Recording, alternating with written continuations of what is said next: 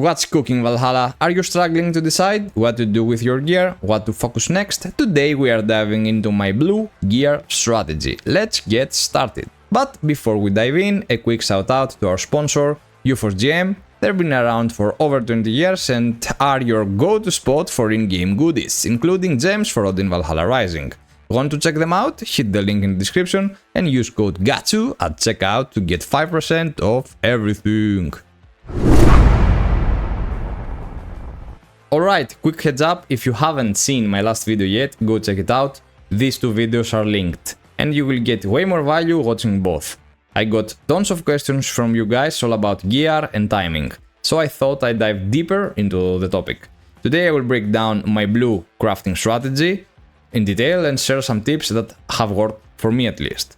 The main goal here is to go for tier 3 blue gear, not tier 1, not tier 2. Some people say green gear can be better, especially if you manage to get it to +8. But honestly, you'll end up wasting tons of materials that could be used for collections instead. Plus, green gear can't be adorned, only blue gear can. And adornment give extra stats, so yeah, we are aiming for tier 3 blue instead. Let's see exactly how to get a full set of blue gear as fast as possible. Let's kick things off with a weapon. Honestly, your weapon is the most important piece. It gives you both accuracy and a big attack boost. That means faster progress on your main missions and way more damage in daily dungeons and in daily content in general. Plus, if you've got a strong weapon, you can move the weapon to your alt characters and grind content even faster. There's really no downside to focusing on your weapon first.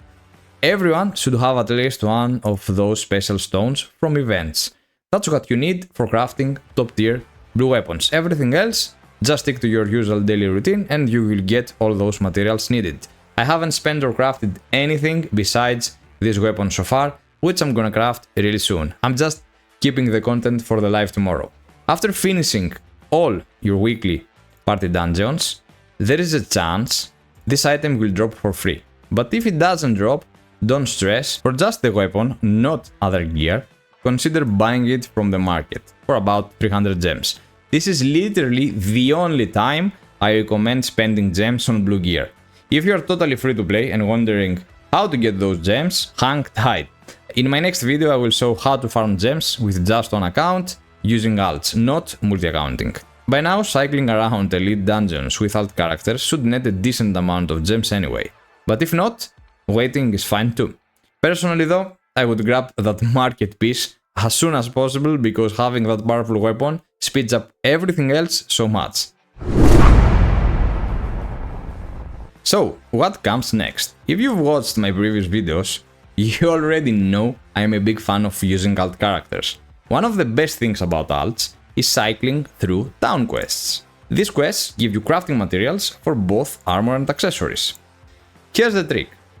Log in with your main character and transfer extra crafting materials from your main to your alt. Use those to craft tier 2 or tier 3 blue gear on your alts.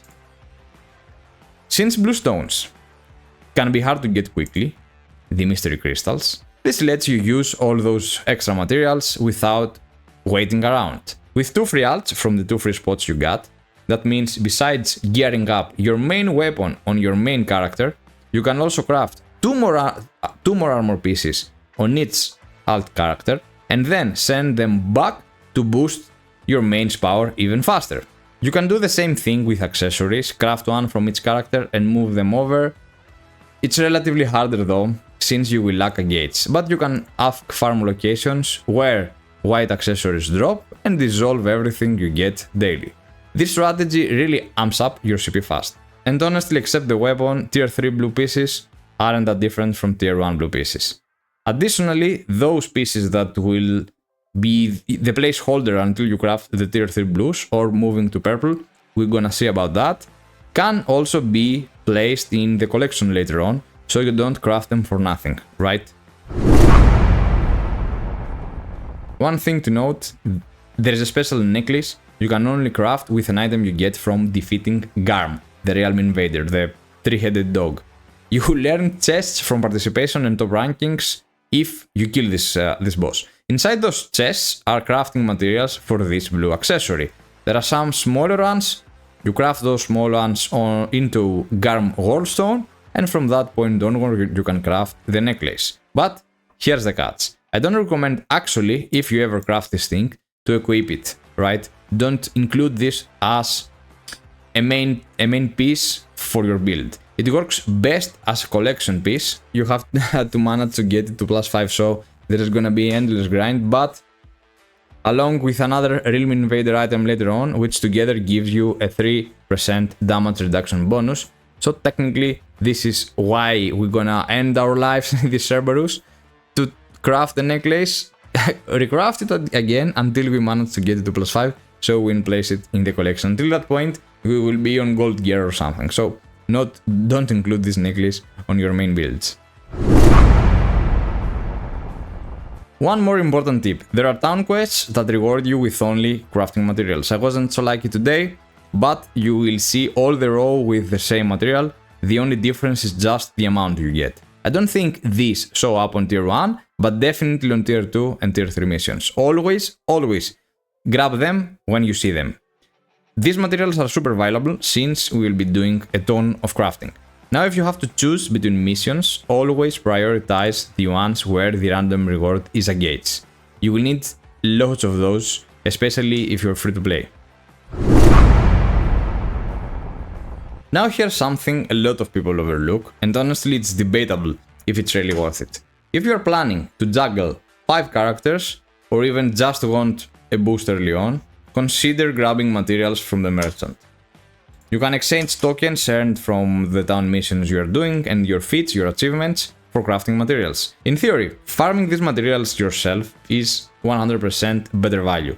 But if you are feeling lazy, or you just want to speed things up for some valuable crafting, spending a few coins at the merchant isn't the worst idea. Also early on, any white items you get from your alts, if you don't need those items for collection purposes, go ahead and dismantle them all.